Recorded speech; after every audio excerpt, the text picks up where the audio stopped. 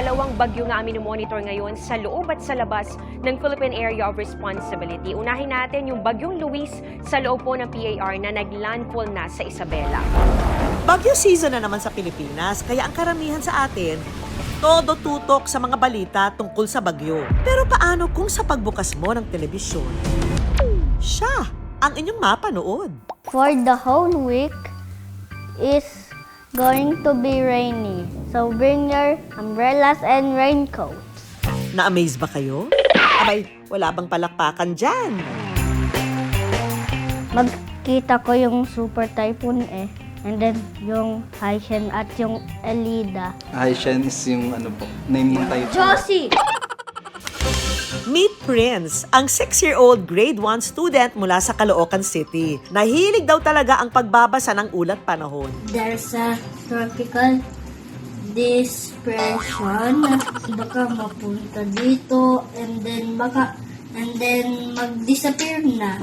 Pero ang kahiligan daw na ito ng bata, hindi naman niya namana sa mga magulang, kundi nabuo sa mga nakita niyang pagbaha sa dati nilang tahanan sa Malabon. Nung 3 years old po siya, nung nasa Malabon pa po kami. Ako po kasi mahilig po talaga ako tumingin sa isang weather app. Si Prince, curious lang po siya. Kasi nga po doon sa Malabon po kasi is bahain. Nagkaroon rin po kasi siya nun ng trauma, lalo na pag bumabaha. Every time na may paparating po na bagyo or tag-ulan, nakatingin na po siya kagad sa weather app namin.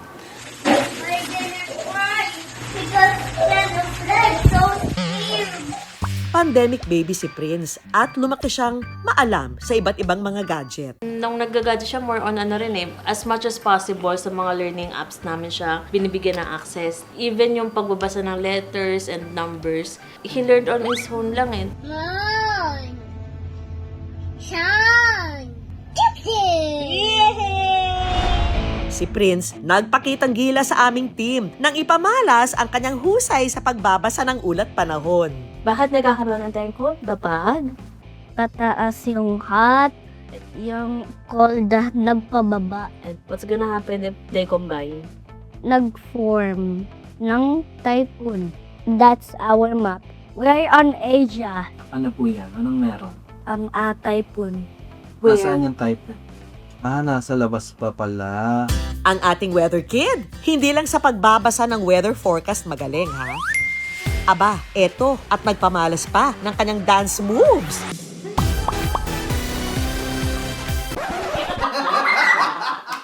May swag, ha? Oh yeah! Sa sobrang bibong araw ni Prince, ball of sunshine siya sa kanilang lugar. Si Prince po, sobrang humble niya po na bata. Kailangan lagi ko siyang ihahag, ikikiss. Napakabibong bata niyan. Kada bumababayan dito, hindi makakalimutan mag-bless yan, lalo sa akin. Siyempre nakaka-amaze may ganyang batang palabati. Once lang siyang bumili pero ting dadaan na siya, ay! Kaya ganyan na sa'yo. Baka may super typhoon na. Kaya gano'n na nga lang daw ang kaligayahan ng kanyang mga magulang nang mag-viral ang kanyang video habang nagbabasa ng weather update. And then baka mapunta dito and then mag-disappear na. Sobrang thank you kasi wala ko halos nakitang negative na comment Kaya sobrang thank you dahil na-appreciate nila. Siyempre, ang viral video ni Prince, di pwedeng lumagpas sa feed ni Kapuso host and weatherman Anjo Pertiera. Hilagang silangan ang bagyong Luis. Asan si Prince? Prince, halika dito. Ano? How are you? Hello, opo. Kamusta ikaw? Goods lang. Goods na. Upo tayo. Ano to? Ano to nasa iPad mo? Dito sa Windy yun. Windy.com. Windy? Anong hinahanap mo dito? Yung typhoon. So tingin mo may nabubuo ba? Ito. Tingin mo. May chance to? Ito yung little typhoon. Little typhoon tawag mo doon. Parang ikaw little boy, no? Bakit mo nahiligan magtingin sa app na to? Tsaka bakit nagustuhan mo yung weather? Kasi mahilig ako yung tornado at hurricane. So anong gusto mong maging paglaki mo? Maging reporter at magbumbero. Sample nga. Sige nga, sample nga. Kunwari, ito, weather to. Sample tayo dito sa TV. Dali. Halika dito. Okay. Please. Ito yung weather. Kunwari lang, may weather dito. Let's try something new. Okay, go. Yeah. Hi, I'm Prince and I'm your future weather forecaster. For the whole week, the weather is going to be rainy. So bring your umbrellas and raincoats. This is Prince Guevara reporting for GMA News. Ang galing ah. Ang galing mo. At para memorable ang pagkikita, may munti pang regalo si Anjo para magbigay inspirasyon kay Prince. Ano gusto mo muna? Big or small? Where do you wanna start? Big. Big muna? Small muna tayo para ano? Small muna. O, buksan mo dali. Unboxan mo na yan. Wow! A new jacket, a weather jacket. Ay, ang ganda weather jacket.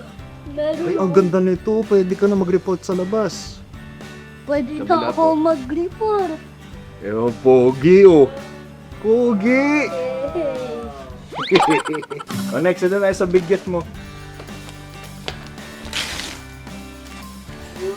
Wow, a fire truck! Bakit fire truck? Ano meron sa fire truck? I wish I had that.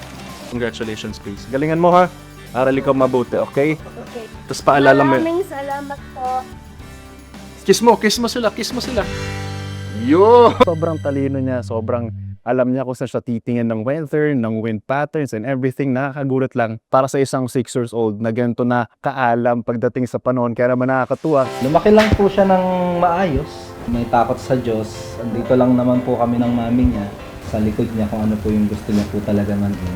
Para sa pursigido at bibong bata na katulad ni Prince, ang aming forecast, maaliwala sa inyong kinabukasan, umulan man o umaraw.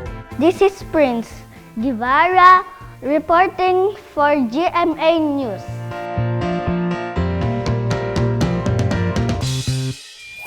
Oras na para sa masayang kwentuhan. Magandang gabi po. Ako po si Vicky Morales. Pansit ba to? But make it sabaw with a twist pa nga ng chicharong bulaklak at dinuguan. Masarap, creamy. The best, panalo.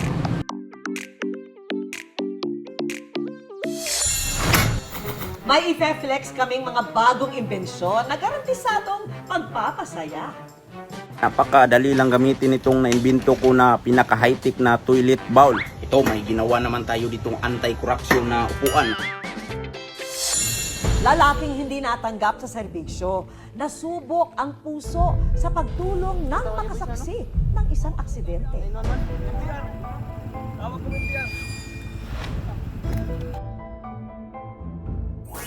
Pansit ba to ng Bicol? Matitikman daw rito sa Rizal. Pero ang version nila may mainit na sabaw at mas pinalinamnam pa raw ng twist nilang chicharong bulaklak at dinuguan. Sabi sa kasabihan, kapag binato ka ng bato, batuhin mo ng tinapay. Pero hindi raw tinapay ang binabato sa Rodriguez Rizal, kundi putok-batok na lechon kawali at chicharon bulaklak. Para naman sa mas solid na pagbawi, dinuguan ang ibato mo pabalik. Oh, kalma guys. Walang nag-aaway rito dahil ang tinutukoy namin, itong pansit bato na nambabato ng sarap sa kanilang mga parokyano. May kakombo na Pinoy favorite dinuguan sa halagang 85 pesos. May overload sangkap pa gaya ng chicharong bulaklak, lechon kawali, siomay, kikiam at lumpiang Shanghai. Pansit bato overload for only 150 pesos. Kwento ng 45 taong gulang na tindero nitong si Pabs, tubong Bicol daw ang partner niyang si April Joy at nagsimula ang lahat nang pumunta sila rito para magbakasyon. Nagbakasyon po kami doon. Nakita ko po siya na every other street may mga pansit bato po doon. At tinikman ko po, napakasarap po siya. Paborito raw ito ng mga Bicolano dahil sa makakapal at nanunuot na mga hibla ng noodles. At dahil may background sa pagluluto, nagkaroon na nga ng business idea si Pabs. Nakita ko po na maganda po siyang potential pang negosyo. At sa gawa rin po dating nagkukusinero ako sa Chinese na mga noodles din po. So familiar sa akin ang pansit. Pero challenging daw ang magpakilala ng hindi pamilyar na pagkain. Pinakilala ko po sa kanila ang pansit bato ng unti-unti. Yung lalong with dinuguan po, kinukwento ko sa kanila na bagay po talaga siya sa ano. Then, nung natikman nila, sabi, oo nga, napakasarap. Laking pasasalamat din daw niya sa may-ari ng pwesto kung saan siya nagtitinda dahil imbes na singilin ng renta, libre raw itong ipinagagamit sa kanya. Tanghali pa lang, iniluluto na ni Pops ang kanin at dinuguan. Ang mga gamit sa pagtitinda, mano-mano niya ring isinasakay sa food cart. Yung kabit niyan, pagbaklas mamaya, at pagbalik, ganun din. Pagod, pawis, sarili mo naman eh.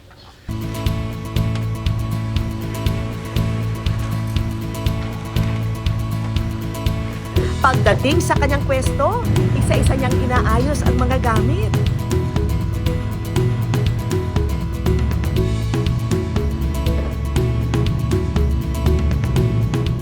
Tsaka iniluluto ang pansit pato. Oo.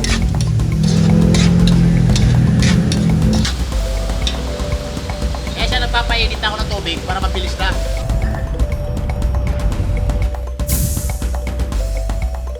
Pagpatak ng alas 6 ng gabi, isa-isa nang nagdadatingan ang kanyang mga parokyano na tumatangkilik sa kanyang paandar na pansit pato.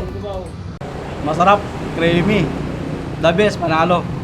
Actually kasi, sinubukan ko to kasi sinabi ng boyfriend ko. Natikman niya to isang beses nung nagpunta sila sa parang Bicol. Ayun, every time na bumibili siya, natadamay na ako. Dadrive ako ng tricycle, lagi akong kumakain dito kay Bayabab. Malasa po talaga. Bago man daw ito sa marami, ang pansit bato ni Pops, binato ng suporta. Dahil sa tagumpay ng negosyo, nakapagpundar na sila ng house and lot. Pero ang blessing daw na ito, hindi matatamasa ni Pops, kundi dahil sa kabutihan ni Ruel na nagpapapwesto sa kanyang food cart ng libre. Kaya naman isang sorpresa ang inihanda ni Pops para sa kanya. Ito manager, bilang pasasalamat. Pasit ba to with overload? Sinamantala na rin ni Pops ang pagkakataon para personal na pasalamatan si Ruel. Nagpapasalamat ako sa inyo na pinapapwesto niyo ako dito, gabi-gabi. Yan. Salamat na salamat. Kaya na po kayo. Mga kapuso, itagan nyo sa bato. Basta't may puso at determinasyon, hindi susuko. Umuwing butong. Kailangan puso. Kahit batuhin pa ng mga problema, darating at darating din ang tagumpay, mainit-init pa. Sa mga imbensyong aming ibibida, hindi lang kayo ang mamamangha. Hahagalpak pa kayo sa katatawa. Ating kilalanin ang mastermind ng mga yan na si Electroloco. Gawa naman tayo ng pakbag na may built-in na Bluetooth speaker. Kaya napakadali lang gamitin itong naimbento ko na pinaka-high-tech na toilet bowl. Ito, may ginawa naman tayo ditong anti-corruption na upuan. Kung nasa live selling man tayo, baka napabili na kayo sa mga iflinex na imbensyon ng lalaking ito. Ganito pinapagana itong prototype ng naimbento ko. Gaya nitong espesyal na upuan na meron daw dapat ang lahat ng opisina ng gobyerno. Kapag daw kasi nangurakot ang mga nakaupong politiko, ang upuan na raw mismo ang magpapatalsik sa kanila sa pwesto. Paano? Pag umabot na ng 55 to 60% ng mga tao na ayaw na sa isang government official ay automatic na aangat na yung pakok sa upuan. At hindi na raw nila kailangan pang mangamba na baka sila'y matetano. Dahil meron na itong nilagay na automatic na anti-tetanus na injection. Ayan, kita nyo kapag natusok ka ay automatic ka nang matuturukan ng anti-tetanus. Meron din siyang inimbentong toilet vendo. Extra income ba ang hanap nyo? Ito na ang toilet window na kapag maghuhulog kayo ng barya ay automatic na kayo na pupunasan. Pero hindi tissue ang pamunas ha, kundi ito, ayan. Steel brush? Aray ko po! Pwedeng maghulog naman kayo ulit ng barya para sobrang linis talaga. Ayan. Oh, may mga gusto bang mag-mine sa mga nakakalokang binebenta ni Kuya? Ang nasa likod ng mga video na ito, ang taga Davao del Sur na si Robert Salvado, also known as Electroloco, short for Electronics and Kalokohan. Maliban sa kanyang special chair at toilet vendo, Palagi bang tinatangay ng mga aso ang tsinilas nyo? Ito na ang solusyon. may ginawa rin daw siyang mga tsinelas. May ginawa rin daw siyang kapaki-pakinabang. Gaya ng high-tech na kutsarang ito na may built-in electric fan. Diba kapag nagkakape tayo, kadalasan natin ginagawa ay ginaganyan natin yung kape tapos hinihipan natin yung kutsara para hindi mapapaso yung dila natin. Pero dito sa ginawa ko ay solve na ang problema natin dahil ganito lang ang gawin natin, ganyan. Tapos i-on lang natin, long press. Ayan. At mapapalamig na niya yung kape at i-off lang natin para di masamaan yung uso natin. Ayan. Ayan. Tapos ay pwede na natin inumin. Paandar, ha? Pero paglilinaw ni Robert, kinaaliwan man ang kanyang mga imbensyon sa social media, hindi niya raw talaga ito binebenta.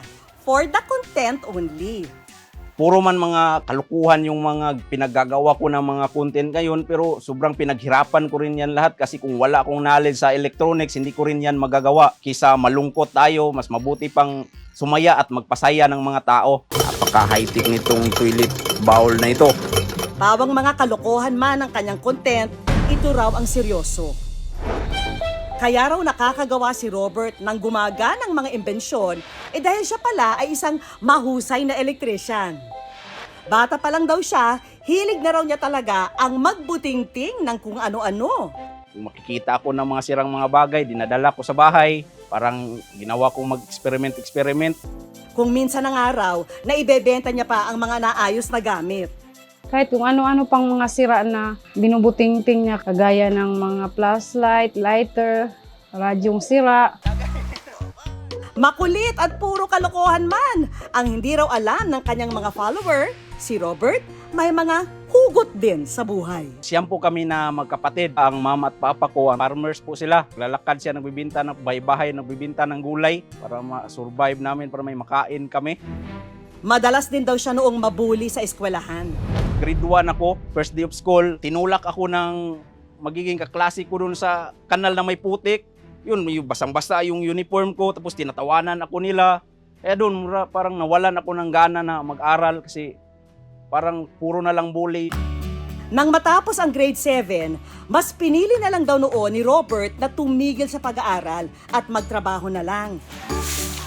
Namasukan daw siya noong boy at tagabunot ng damo sa isang farm. Sumasideline din siya sa pagbebenta ng gulay. Dahil nakitaan ng potensyal ng amo niya, nagmagandang loob daw siya na pag-aralin ng vocational course si Robert. Taong 2016, nakamit niya ang pinapangarap na diploma sa Consumer Electronics Servicing at Computer System Servicing. Pagkatapos kong mag-aral ay nagsisimula na akong mag-repair ng mga TV, amplifier, yung mga electronic appliances at kumikita naman, minsan naka 300, minsan pag siniswerte nasa 1,000 plus. 3 years akong nagsalarangan ng pagre-repair. Lahat ng kanyang pagsusumikap para raw sa kanyang pamilya. Magpasalamat mi siya kay kami ang ginikanan nahimo mi kamong kagalingon isip nakatabang po sa mo ha. Hello? Text ni tawag. At para na rin sa future nila ng kanyang nobya. Pero matapos ang kanilang 5 taong pagsasama, noong 2022, tila napundi raw ang kanilang spark. Naramdaman ko lang ba na parang wala na talaga akong lugar sa kanya kaya niisip ko nga pagbibigyan ko na lang siya ba, magpapakalayo na lang ako. Para makamove on, binaling na lang ni Robert ang kanyang atensyon sa pagtatrabaho at pagva-vlog.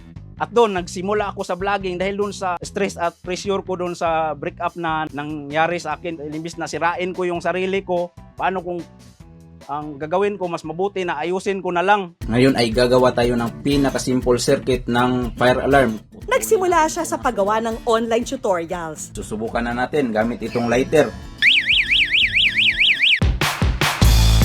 Hanggang sa iflinex na rin niya ang kanyang mga kalokohang imbensyon na pumatok sa kanyang mga follower. Pwede nyo itong ilagay sa ulo nyo nang sa ganun ay maiwasan ang pag-init ng ulo nyo.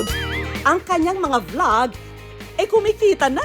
Minsan sa isang buwan ng 12K, minsan 50K, pinakataas, aabot siya ng 30K plus, ganyan. Doon ko na nagsimula na parang nag-focus ako, parang nagiging full-time na sa akin ang pagbablog. At ang good news, nakapagpundar na si Robert ng sariling motorsiklo. Ang kanyang pinapangarap na bahay, unti-unti na rin niyang naipatayo. Ito na yung bumubuhay sa akin para makasurvive sa pagkain kada araw, sa mga bayarin, at sa mga nais kong mga gustong bilhin. Ito, may ginawa naman. Sa social media, ang umaangat, hindi lang yung kwela, pati na yung kakaiba.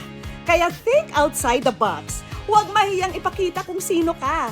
Dahil sa iyong pagiging unique, doon ka mag-click. Lalaking bumagsak sa agility test para sa pagkabombero, nakasaksi ng isang aksidente.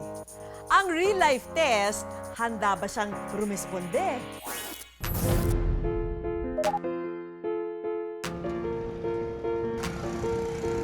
Ang nag-aalab na pangarap ng tigabulan Sorsogon na si Paolo ang maging isang bombero. Para maisakatuparan ito, kamakailan lang, kumuha siya ng Physical Agility Test sa Bureau of Fire Protection o BFP. Pero pakiramdam ni Paolo, ang kanyang pangarap, naabo. Si Paolo kasi bumagsak sa kinuhang pagsusuli. Halo-halong emosyon ang pumasok sa aking isipan, andun ang kalungkutan. Habang papauwi siya nung gabing yon, si Paolo sinubok ng tadhana. Nang may nadaanan siyang aksidente kung saan ang biktima, sugatan at nanghihina matapos sumemplang ang minamanehong motor. Nakita ko po na nangingisay na po siya ng sobra.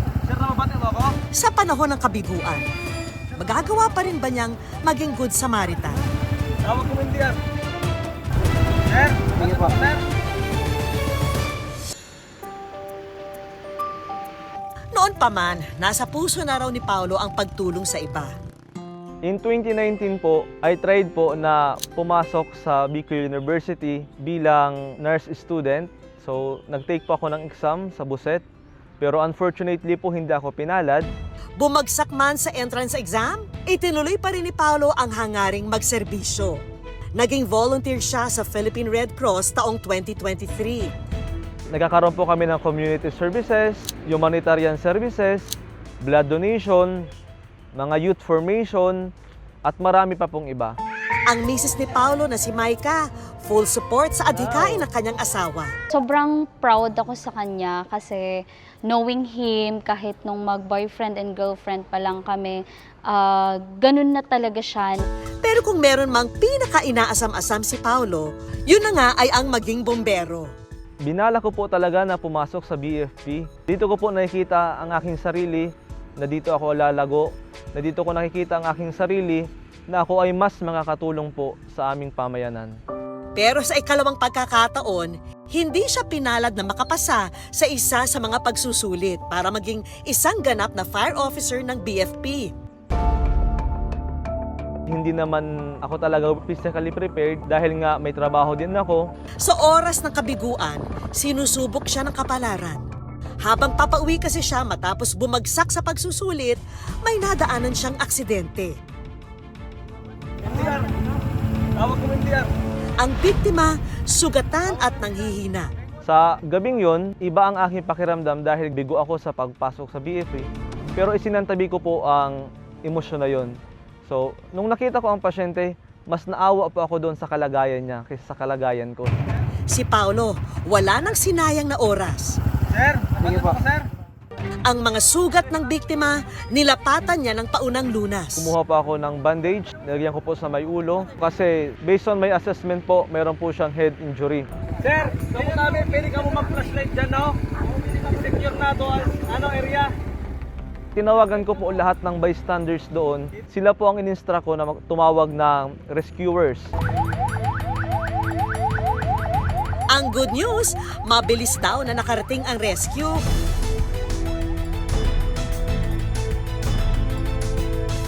Kaya ang biktima naisugod agad sa pagamutan at ngayon ay nasa mabuti ng kalagayan. Salamat po talaga kay Paolo pagligtas. Hindi po malilimot po yan.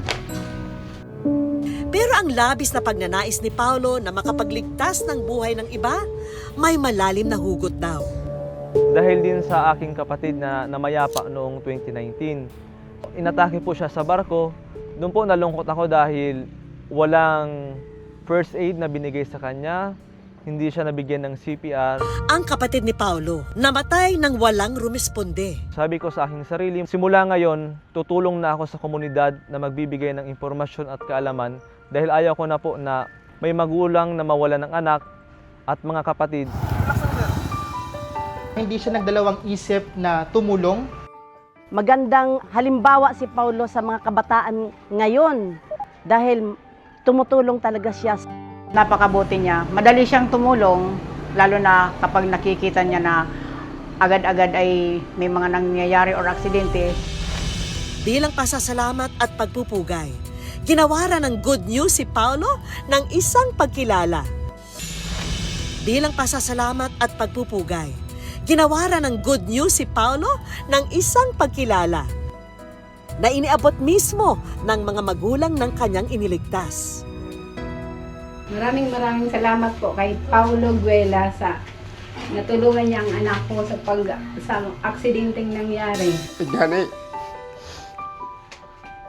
hindi ka tulungan ng bata ko.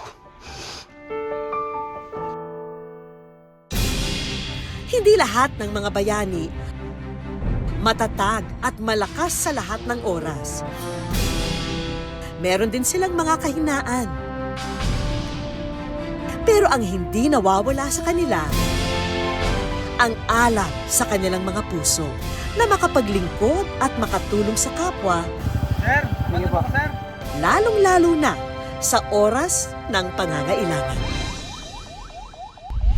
Sana'y napangiti po namin kayo ngayong gabi, mga kapuso. Hanggang sa susunod na Sabado, ako po si Vicky Morales. Tandaan, basta puso, inspirasyon at good vibes, siguradong good news yan!